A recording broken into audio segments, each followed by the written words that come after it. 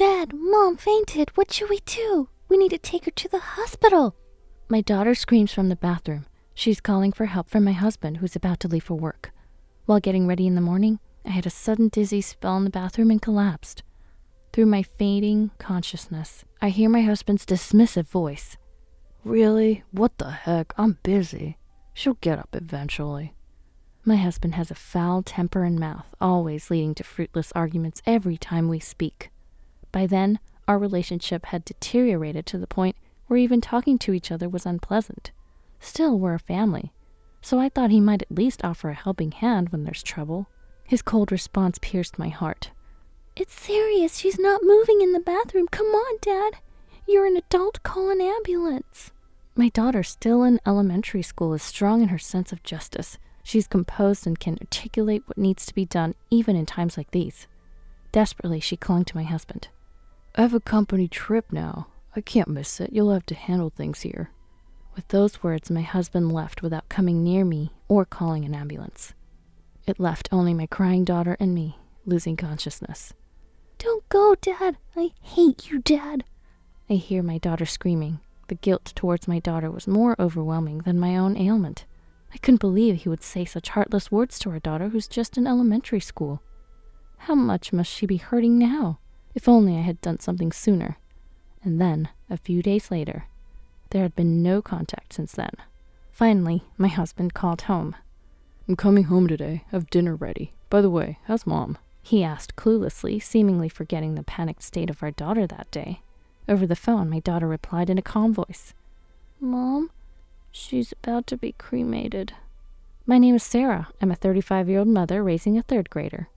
I was a housewife while my daughter was little, but once she started elementary school, I began a part-time job. I work at a diner, which is a 30-minute drive from our house. Though it's busy and there's a lot to learn, working outside the home brings me joy and fulfillment every day. My daughter Linda has always been strong in her sense of justice, which only grew sharper as she started attending elementary school. Whenever boys in her class would fight, she'd bravely step in to stop them, sometimes coming home injured herself. If she saw someone being bullied, she'd be the first to help, and even brought them home once. Although she brings home these minor troubles, I'm always proud of her for her noble actions. But there's someone who disrupts our peaceful life. My husband, James. James has always been foul-mouthed and twisted in nature, unable to accept things straightforwardly. Before we married, I thought his quick thinking and smooth talking were impressive, backed by his good sales performance at work. But after marriage, these traits seem to backfire. Whenever I say something, he argues back. Even when Linda faces troubles at school, instead of praising her. Don't get too involved in troublesome matters. Being too earnest will only cause you problems later. He says with a sneer. Why would he say such terrible things? What if Linda becomes cynical because of this? Don't say that. Linda did something commendable. She did what others wouldn't dare to do. That's admirable. I rush to interject, but instead of crying, Linda bravely retorts to her father. Why, Dad? Would you ignore people fighting at your workplace too? Do you only think about yourself? James sighs in frustration. Don't compare us two.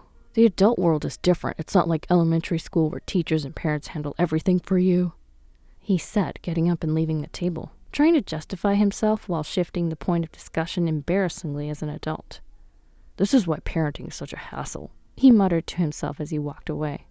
Turning to my daughter, she didn't seem defeated at all, her fists clenched in front of her, eyes shining. I'll talk to the boys in my class again tomorrow. If they apologize, I'll forgive them. If not, I'll tell them again. Her strong sense of justice and dependability inspired me. She's grown into someone with a core of kindness and strength. I'm genuinely proud of her. Working at the diner is tough.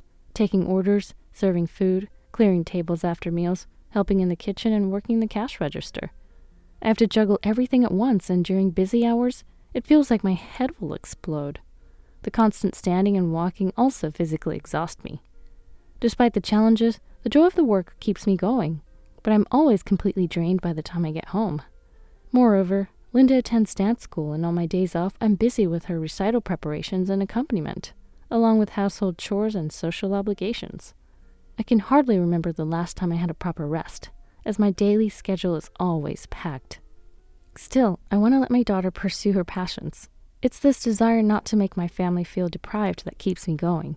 Of course, my husband James has a steady income as a salesperson, but I wanted to prepare separately for Linda's dance costumes and social expenses.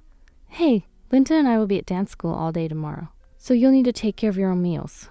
I say this to my husband one weekend morning, amidst the hustle of getting myself and my daughter ready. In response, he turns from the TV with a scowl. Huh? I didn't hear about this. Why aren't there meals for me? How could you not know? I messaged you last week and mentioned it yesterday, too. It's also on the calendar, isn't it? I retort while tying my daughter's hair. I had informed my husband that Linda had an all-day joint practice for her upcoming dance recital. I don't know. If I don't remember, then I didn't hear it. If you had plans, you should have prepared my meals before leaving. Like I said, I told you. Anyway, you're an adult. You can take care of yourself. He grumbles incoherently, sulking as usual. This is always how it goes. He distorts facts to play the victim and blames me. I've come to dread these interactions. He's been like this for years, and though I once wanted a second child, our constant fruitless arguments have made him less appealing. I've given up on both a second child and our marital life. He often goes to bed early or stays up late gaming after I'm asleep, apparently feeling the same. 2 weeks later, Linda successfully finished her dance recital. Seeing her in a colorful outfit, dancing gracefully with girls her age, I feel it's worth all the hard work. She's now in 3rd grade, thoroughly enjoying her interests. A few weeks pass, and one day I'm lying down at home, feeling unusually unwell. Though it doesn't interfere with life or work, I constantly feel dizzy and tired. And even the TV screen seems too bright. Hoping a night's sleep might help if it's a cold, I prepare a simple dinner and go to bed early. Linda finds me and expresses concern. Mom, what's wrong? Are you feeling ill? She strokes my back over the blanket and I smile at her. Yeah, just a bit tired. Dinner's ready, so help yourself, okay? Tell Dad too. You can warm it up if he's late. Okay, you're always busy with dance preparations and the diner. Don't worry, I can dry my hair myself after taking a bath. She nods confidently, able to handle her own affairs. But then there's my husband. Huh? You're sleeping already? He returns home early and stares at me sharply upon opening the bedroom door. Must be nice. When you're tired, you can just skip chores and sleep whenever. I have to stay late every night with my boss. Next week, I'm on a business trip. I wish we could switch. Instead of showing concern, my husband only left with a snide remark, slamming the door loudly. Living with him seemed to worsen my condition. Eventually, he grudgingly warmed up the meal I had prepared, complaining in front of our daughter. Dad, at least warm up your own food. Linda scolded him, her voice audible through the door. As the living room quieted down, I drifted off to sleep. Unfortunately, a good night's rest didn't improve my condition. I couldn't keep missing work, and Linda's dance lessons and school events wouldn't wait. Despite feeling unwell, I forced myself to resume my usual routine. Seeing my daughter's perseverance filled me with energy, driving me to energetically tackle housework, work, and errands. Then one morning, while preparing Linda and myself in the bathroom, I was plagued by a severe headache, worse than usual. It felt like being hit in the head in rhythm with my heartbeat, with flashes before my eyes even in the dim light. Mom, what's wrong? You look different. Are you okay? Linda, with her backpack on, hurriedly asked, noticing my halted movements. I tried to reply but couldn't make a sound. Then my vision blurred, and I couldn't stand any longer. I collapsed right there in the bathroom. Mom! Mom! I could faintly hear my panicked daughter calling me. I needed to get up, reassure her, and finish getting ready. But as much as I tried, my body wouldn't move. Dad, Mom's collapsed. Next, Linda called for her father. Our relationship was at its worst, constantly fighting whenever we spoke. Still, Linda turned to her father, the only adult present. Huh? What the heck? I'm busy. Don't say that. She really collapsed. She just fell in the bathroom and isn't moving. What should we do? Take her to the hospital. In my clouded consciousness, I could hear them arguing. I don't have time for this. Last time she just slept it off. She'll wake up. I have a company trip and I can't be late. You handle the rest. Don't go, Dad. I hate you, Dad. My husband left without another thought for me, not even calling an ambulance, his tone filled with irritation. I could hear Linda crying. The guilt towards my daughter was overwhelming more than my own ailment. I couldn't believe he could be so uncaring towards our daughter, who's still in elementary school. What a terrible father she's had to live with. How much pain and helplessness she must have felt living with him. How hurt she must be now. If only I had taken action sooner. With that thought, my consciousness faded completely. The next thing I knew, I was waking up in a hospital bed. Opening my eyes, I saw Linda's tearful face close by, as if she had been there the whole time. "Mom, are you awake? Mom, Mom!" Linda hugged me and cried out loud. I managed to lift my heavy arms and embraced her small back. "I'm sorry for worrying you. You've been here all along, haven't you, Linda?" "Thank you." Soon a doctor and nurse entered the room. It turned out I had collapsed from overwork. Cutting back on sleep and working nonstop had put unnoticed strain on my heart and digestive system, pushing me to the limit. I needed a few more days in the hospital. The doctor, after explaining the situation, smiled and said, "Your daughter was remarkable. She immediately used her mobile phone to call an ambulance. Despite being flustered, she accurately described your home address and your condition. Thanks to her, the emergency team arrived quickly and we were able to respond swiftly. She's very smart and capable." Surprised by the praise, Linda blushed shyly. Meanwhile, I felt tears of pride and joy welling up in my eyes. Yes, she's a wonderful daughter. That's why I shouldn't overindulge her and need to be stronger myself. To that, the doctor smiled and advised, "You're doing a great job too. Please don't push yourself too hard." He left with a smile. Since my husband James had gone on his company trip and left us, my mother would look after Linda until I was discharged. My mother visited, worried about me, and scolded me for overdoing it. However, she was relieved that it wasn't a serious illness. After 2 more days, I was able to return home. James's trip seemed unusually long, and he hadn't come home yet. He hadn't shown any concern since leaving me with harsh words when I collapsed. During my hospital stay, and even when I informed him of my discharge, he didn't respond to my calls or messages. Fed up with his indifference, I discussed the situation with Linda. Why he hadn't come home or contacted us for days? I had already investigated and knew the truth. It was just a matter of taking action. 3 days after my discharge, James finally contacted us. I couldn't answer the phone while doing the dishes, so Linda, seeing his name on the screen, she said, "It's Dad." She turned on the speakerphone so I could hear. Despite having left his wife collapsed at home, James's first words were, "Hey, Linda, I'm coming home now. Tell your mom to have dinner ready by evening." Having been deeply hurt when he left me behind, my feelings had moved beyond sadness, and I almost laughed at his words. He didn't contact us for days, and his first concern after returning was his dinner. I wiped my wet hands on the towel, firmly resolving to give up on him, as if wiping away any lingering regrets. Then I heard his voice continue from the phone. "Oh, by the way, how's Mom doing after all that?" Linda, holding the cell phone, met my eyes and nodded in agreement. Then she said to her father on the other end of the call, "Mom's about to be cremated." After saying this, Linda nodded with satisfaction as if she had completed a task and ended the call. On the other side, I heard my husband's panicked voice. "Cremated? What do you mean?" But Linda ignored him and turned off the phone. "Mom, are you ready?" She stood tall, looking up at me. I met her gaze. "Of course," I nodded. We'd already gathered memorabilia and photographs related to my husband in the living room. Using old camping gear, we set them ablaze.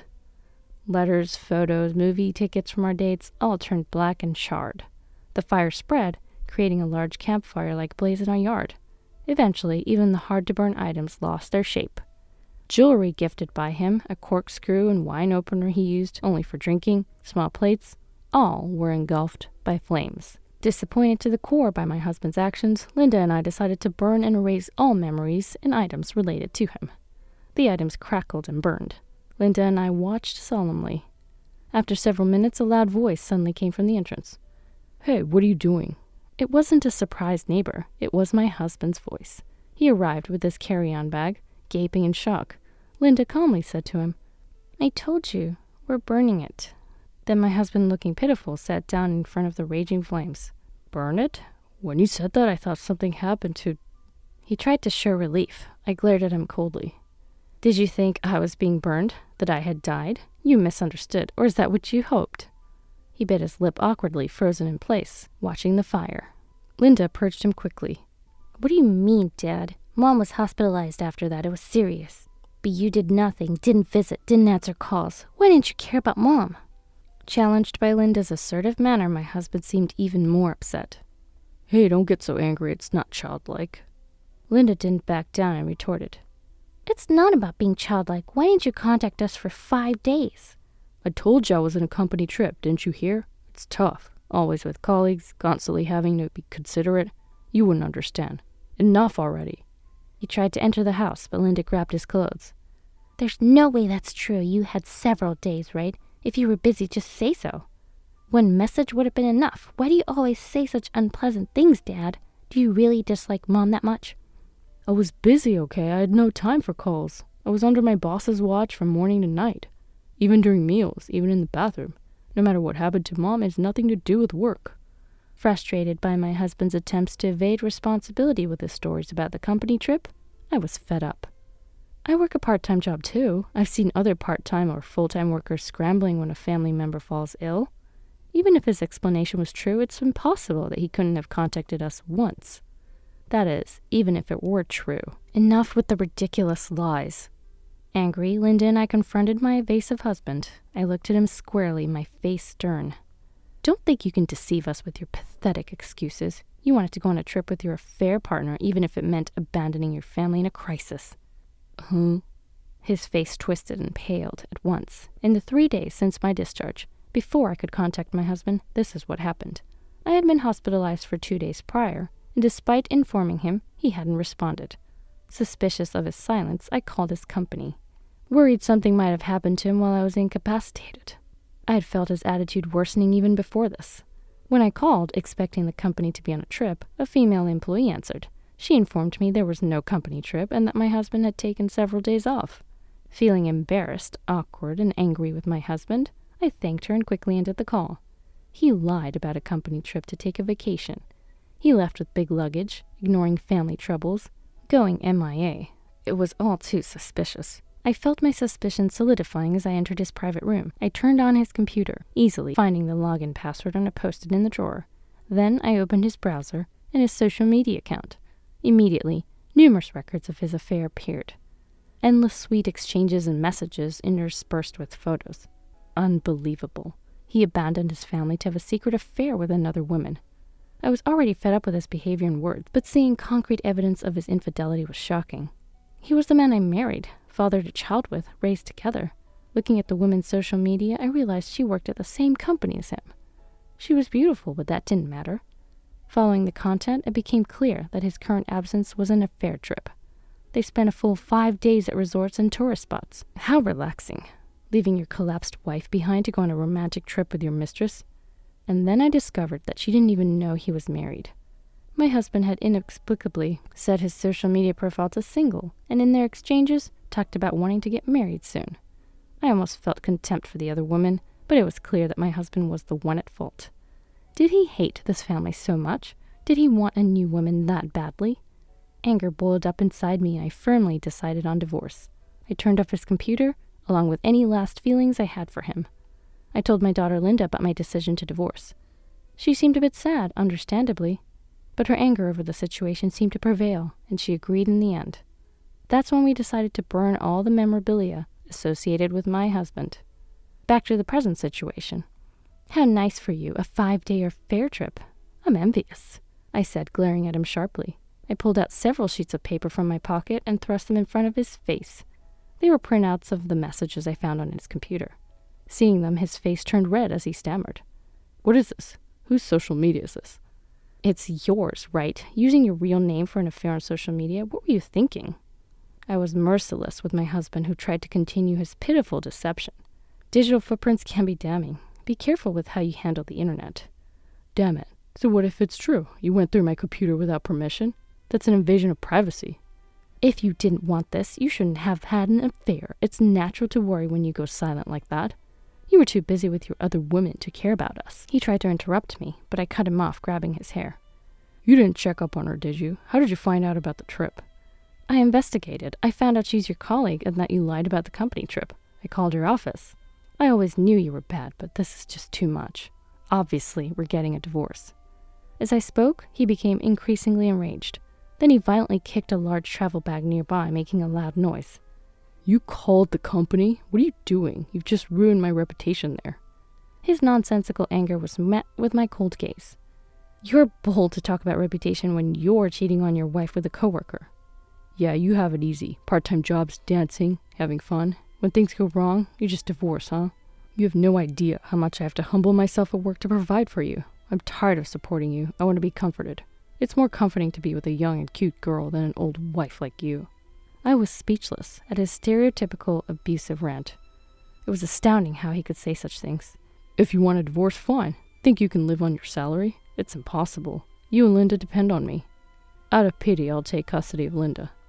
Custody? Don't be ridiculous. How can I trust Linda with someone who lied about being married to have an affair at work? Afterwards, I ended the pointless conversation with my husband and quickly went back to my parents' house with my daughter. Of course, we made sure to completely extinguish the fire we had made and cleaned everything up. At my parents' house, I explained everything that happened. They were conservative and initially hesitant about me rushing back home and wanting a divorce. However, once they learned about him leaving me after my collapse and his ongoing affair while pretending to be unmarried, they agreed that his actions were legally and morally indefensible. They supported my decision to divorce. Linda also helped explain everything.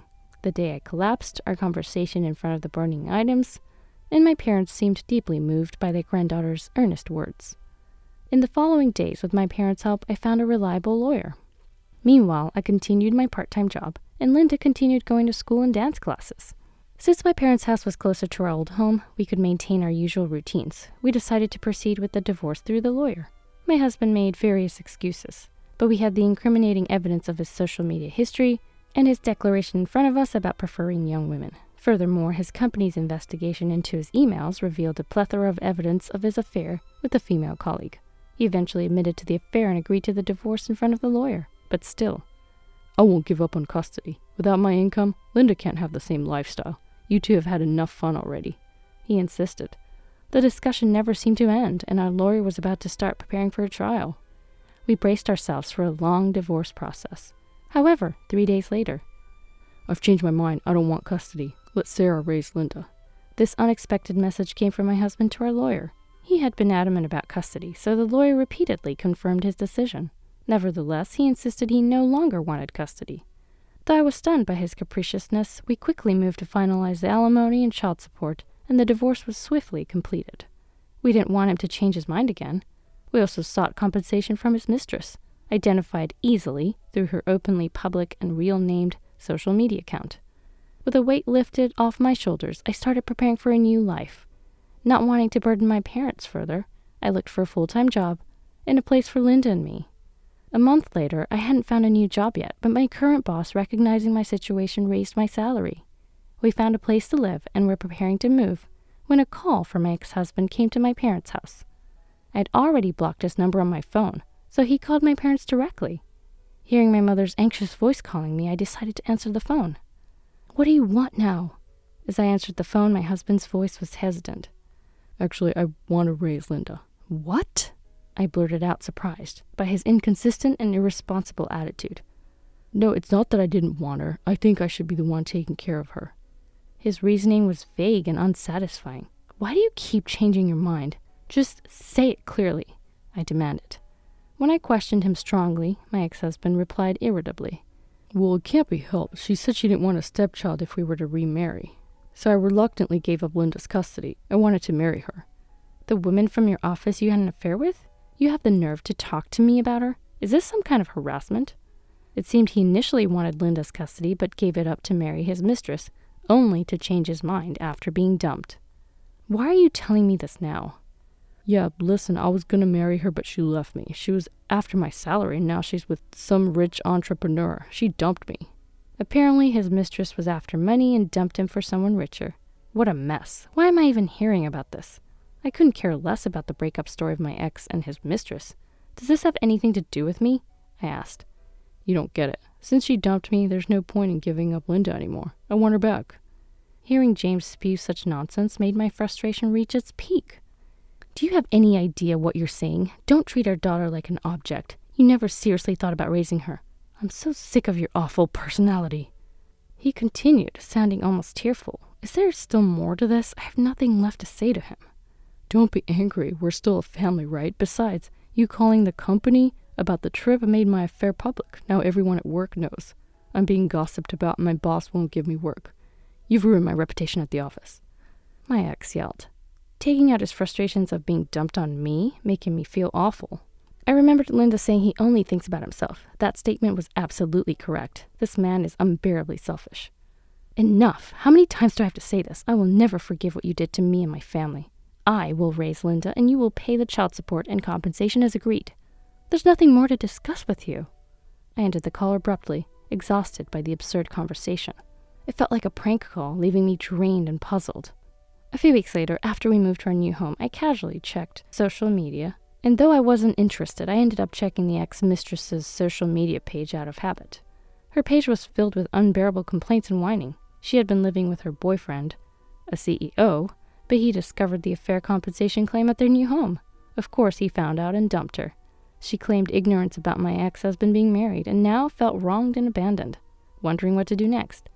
Yes, I sent the compensation claim to her current address, which she shared with her next boyfriend. It must have been shocking for him to receive such a document. She was dumped and left confused, repeatedly posting online asking for help. Her posts gradually turned into blaming me.